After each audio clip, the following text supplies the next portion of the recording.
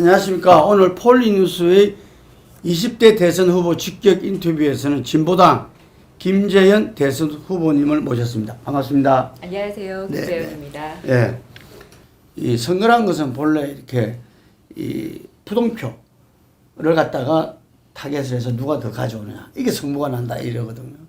그랬을 때 이들의 그 요구가 뭘고 거기에 대해서 나라가 정치가 어떻게 답을 해야 되는지 거기에 대한 우리 후보님의 어떤 네. 말씀을 부탁드립니다. 지금 청년들이 정치를 바라보는 것을 보면 기득권에 상당한 분노를 느끼고 아까 그 뒤통수 치는 정치라고도 제가 표현을 드렸는데 소위 내로남불하는 기득권 정치가 우리하고는 전혀 무관한 것을 대변하고 있다라고 느끼고 있다고 봅니다. 그러면 청년들이 느끼는 이 엄청난 박탈감의 핵심은 불평등한 구조에 있다고 저는 진단을 하는데요. 이 구조를 크게 보면 세 가지 정도로 볼 수 있을 것 같아요. 일단 하나는 일자리 문제. 대부분 아무리 열심히 공부를 하고 스펙을 쌓아도 비정규직이거나 불안정한 일자리로 전락하게 되고, 두 번째는 부동산이 폭등을 하면서 죽을 때까지 저축을 해도 집을 마련할 수 없고, 세 번째는 교육의 불평등이죠. 조국 사태 같은 것들을 보면 소위 부모 찬스에 따라서 이미 청소년 시절부터 완전히 삶의 격차가 벌어져 버리니까 이 세 가지 불평등 문제를 어떻게 해결할 것인가에 대한 답을 제시할 수 있는 정치의 역할이 필요하다라고 보고요. 그런 것에서는 여야가 똑같았죠. 지금은 그럼요. 정권 교체가 되고 이래 하더라도 네. 그 부분에서는 특히 이제 대동소이했다. 문재인 정부는 비정규직 정규직화를 공공부문부터 실현하겠다고 정책을 했죠. 말한 바가 네. 있는데 인천공항의 정규직화 과정에서 청년들이 나는 어떡하냐 이렇게 얘기를 했을 때 뒤로 확 물러서 버린 거예요. 그런 상황에서 조금만 기다려라. 우리 전체 비정규직을 정규직화하기 위해서 여러 가지 입체적이고 구체적인 대책을 내놓겠다라고 얘기를 하는 것이 아니라 그냥 없이 사는 노동자들끼리 경쟁하게 내버려 두고 심지어 청년층과 이 비청년층의 세대 간의 갈등처럼 그렇게 싸움을 방치해 둔 것이 전 너무나 비겁했다는 생각이 들고요. 결국은 같이 이 힘없는 사람들이 연대를 해서 이 좁은 좋은 일자리라고 하는 문을 넓혀내서 질 좋은 일자리의 양을 늘리는 것을 어떻게 할 것인가를 정부가 얘기했어야 된다. 그런 의미에서 저는 이제 주사일제 같은 것들을 어떻게 현실화시킬지에 대해서 이번 대선 공간에서 좀 심도 있게 얘기해봤으면 좋겠다라는 생각이고요. 두 번째는 이제 부동산 문제인데 문재인 정부가 28차례나 대책을 내놓았지만 다 실패했다고 볼 수밖에 없는 것이 아무리 공급을 늘려도 그 공급량이 전부 다주택자들한테 쓸려 들어가고 있기 때문에 집 없는 사람들은 계속 집이 없는 상태가 반복되는 거고 거품만 커지고 있고 격차는 늘어나고 있는 거죠. 그래서 이제는 정말 토지 공개념이라고 하는 것을 헌법 가치로 받아들일 때가 되지 않았나. 지금까지 하던 방식으로는 도저히 답이 없다라는 걸 말씀드리고 싶고, 세 번째는 이제 교육의 불평등인데 이건 정말 격차가 크게 벌어졌는데 여야 할 것 없이 모든 기득권들이 이미 이 불평등의 꼭대기를 다 점유하고 있어서 대책을 못 내놓고 있는데, 저는 이 문제의 핵심은 무상교육과 입시제도를 없애는 것, 대입의 수능을 없애는 것, 그리고 무엇보다 대학 서열화를 폐지시키는 방향으로 근본적인 교육혁명이 필요하다라는 생각입니다.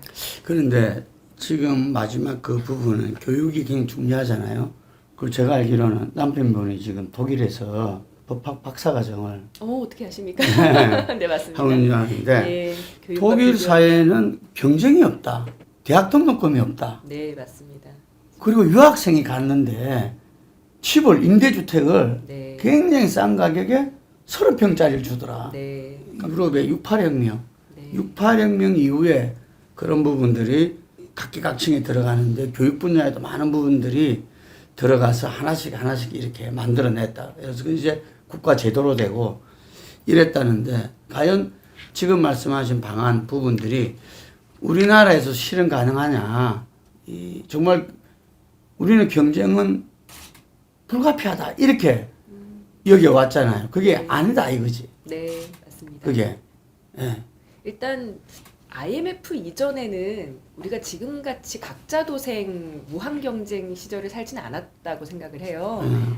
같이 이웃과 동료들과 친구들과 협력을 하고 한 번 직장 들어가면 그 직장에서 내가 정년을 하겠다라는 생각으로 마음을 다하고, 근데 어느샌가 아무리 열심히 회사에서 일을 해도 하루아침에 잘릴 수 있다는 것을 알게 되고, 같은 반에 옆 짝꿍하고도 노트도 보여줄 수 없는 경쟁을 해야 된다는 것을 이제 몸으로 터득하면서 살아왔는데, 그 결과 20년이 흘러서 우리가 행복하게 살고 있느냐를 보면 그렇지 않잖아요. 청소년 자살률, 청년 자살률이 OECD 국가 1위를 계속 이제 탈환을 하고 있고, 이런 상황에서 우리나라의 이 같은 신자유주의적인 경쟁 체제를 내버려 둘 것인가, 아니면 불평등을 가속화시키고 극대화시킨 이것을 거꾸로 뒤집을 것인가 충분히 이제 논의해야 되고, 저는 그것을 정치가 책임져야 된다고 보는데, 아까 독일의 68혁명 얘기해 주셨는데,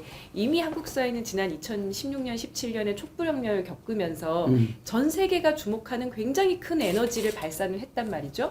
근데 문제는 정치가 이걸 못 따라와요. 우리 국민들의 수준이나 사회 개혁에 대한 열망은 엄청나게 끌어올랐는데, 그 다음에 정치 공간을 자리한 지금의 이제 그 청와대나 여당이 그런 개혁의 국민적 요구를 담아내지 못하니까 결국은 촛불혁명 이전과 같은 구도, 보수 대 보수 구도로 점철되어 있어서 진보 정치가 끌고 들어갈 수 있는 새로운 아젠다, 보다 진취적인 의제가 들어설 틈이 없게 됐고, 다시 과거의 이야기들을 되풀이하는 상황이 되니, 젊은 세대들은, 새로운 사회를 열망하는 세대들은 기댈 곳이나 바라볼 곳이 없어진 것 아닌가라는 생각입니다. 그 우리 국민들이 아는 사람들은 아는데 잘 모르는 게, 이 무상급식이라든지 그리고 그 임대차 보호법이라든지 네, 뭐 이런 부분들이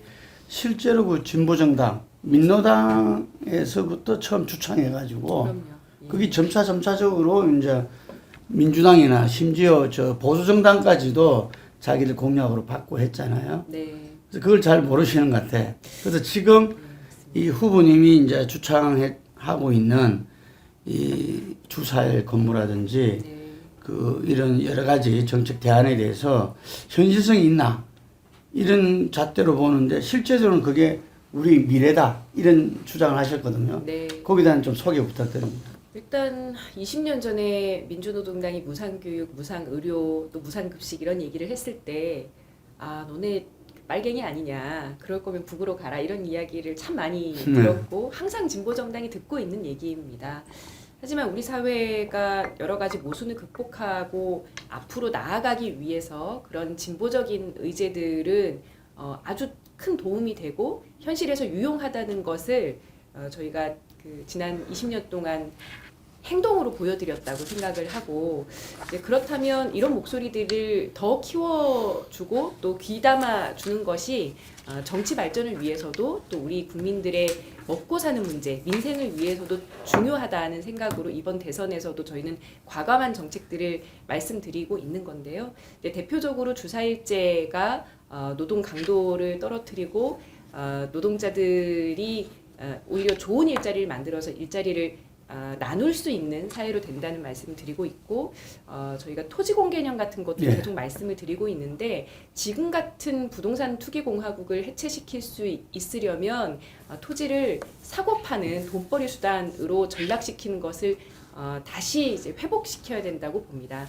일예로 한 2달 전인가요? 독일에서 총선이 있을 때 베를린에서는 40만 채 이상의 이 주택을 소유하고 있는 거대 부동산 회사들의 주택을 몰수해서 임대료를 낮추기 위한 국민투표를, 주민투표를 실시를 했고, 이 주민투표 결과 50% 이상의 주민들이 이 주택의 사유화, 주택 몰수에 대해서 찬성을 한 바 있습니다.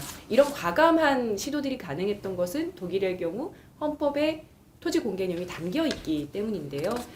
이제 대한민국도 천정부지로 치솟은 부동산 가격을 안정시키고 우리 국민들의 주거권을 위해서는 이런 공개념을 헌법에 명시해야 된다고 보고, 저는 사실 이번 대통령 선거 때도 다른 후보들이 이 같은 방향에 동의를 한다면 대선과 이 토지 공개념의 헌법 명시를 위한 국민투표를 동시에 실시할 수 있다. 이런 류의 과감한 이야기들을 대선 공간에서 적극적으로 논쟁해보고 싶다는 생각입니다. 예, 이번 대선 슬로건을 일하는 사람들의 정치혁명 이렇게 내걸었어요. 근데 여기서 이제 일하는 사람들에는 임금 받는 노동자만 뜻하는 게 아니다. 이런 이야기를 했거든요. 저 같은 사람이 볼 때는 이거 뭐지? 이렇게 생각이 들거든요. 네. 좀 설명 부탁드립니다. 일단 이제 더 이상 노동자라고 하는 개념을 임금 노동자로 국한시킬 수가 없게 됐어요. 네. 근데 택배 노동자 같은 경우도 개인 사업자 신분이고요. 플랫폼 노동이라고 하는 것을 통해서 뭐 2잡, 3잡 이상 뛰는 분들도 굉장히 많고, 우리 자영업자분들 같은 경우는 정말 하루 15시간 이상의 경무에 시달리는데 대부분의 소득을 임대료라든지 프랜차이즈 수수료 같은 것을 내면서 자기 것으로 가져갈 수 없는 상황에 처해 있죠. 그래서 일하는 사람은 이 모든 민중들을 거의 포괄하는 개념이라고 저는 생각을 하고, 이것에 반대되는 개념은 막대한 자산을 굴려서 일을 하지 않고도 불로소득으로 얼마든지 그 부를 세습시킬 수 있는 대한민국 1% 아니 0.1%인데 이렇게 커진 격차를 해소하기 위한 일하는 사람들을 대변하는 정치가 지금 부재해 있다는 것을 강조드리고 싶고, 최근 거대 여야가 합심을 해서 양도세 완화를 비롯한 부자 감세를 추진했지 않습니까? 네. 이런 부분들에 대해서 지금 민주당과 국민의힘이 여야가 따로 없는 모습을 주구장창 보여주고 있다. 이렇게 생각을 하면 이 다수의 일하는 사람, 서민들, 가진 것 없이 물려줄 것 없이 살아가는 소외된 사람들을 대변하는 정치가 너무나 절실하다는 생각입니다. 예. 그리고 후보님께서는 노조가 상식인 나라를 약속했어요. 우리나라 노조 조직률이 10%. 네, 12% 넓게 잡아도 그 정도밖에. 그러니까 그게 몇십 년이 돼도 지금 이제 전혀 그게 되지 않고 있는데, 이게서 구체적으로 몇십 년이 지나도 그 노조 조직률이 불과 뭐 한 이 몇 프로, 1, 2%밖에 정대가 안 되는데 특별한 방안이 있습니까? 일단 우리나라가 분단 국가로서 노동조합에 가입하는 것을 굉장히 불온시하면서 이미 전태일 열사가 돌아가신 지 50년이 넘었음에도 불구하고 여전히 노동조합 한다 그러면 보수 매체들에서 뭐 빨갱이들이다 이런 식의 이제 그 논조를 보이고 있는 것은 너무나 시대착오적인데, 이런 것을 국민의힘 후보들이나 정치인들이 여전히 비슷한 맥락에서 발언하고 있는 것을 보면서 지금 선진국 대열에 올라선 것이 맞는가, 적어도 이 노동 문제에 대해서만큼은 우리 정치가 전혀 선진적이지 않구나라는 생각을 하게 됩니다. 심지어 강경화 전 장관께서 국제노동기구 사무총장에 출마하겠다고 얘기를 했는데, 이 정부조차도 노동자들의 당연한 이제 노동 3권에 대해서, 특히 집회를 할 수 있는 권리에 대해서 굉장히 제한을 하고 있고, 노조법에 대해서도 계약을 단행을 했었거든요. 그래서 국제적으로 봤을 때 도저히 우리나라의 노동권의 보장이라든지 정치인들의 노동에 대한 인식은 선진적이지 않다. 오죽했으면 윤석열 후보가 주 120시간 뭐 손발 노동은 아프리카에서나 하는 것, 이런 망언을 하고 있겠습니까? 그래서 이걸 뒤집어야 진정한 선진국으로 갈 수 있다고 생각하고, 특히 이 엄청난 불평등을 완화시킬 수 있다고 생각하기 때문에, 노동조합이 상식인 나라는 이미 오래전에 만들어졌어야 되는데 정치인들이 그런 발언을 하는 것조차 두려워하고 있어서 저희 그 이야기가 좀 더 두드러지게 들리시는 게 아닌가 생각합니다.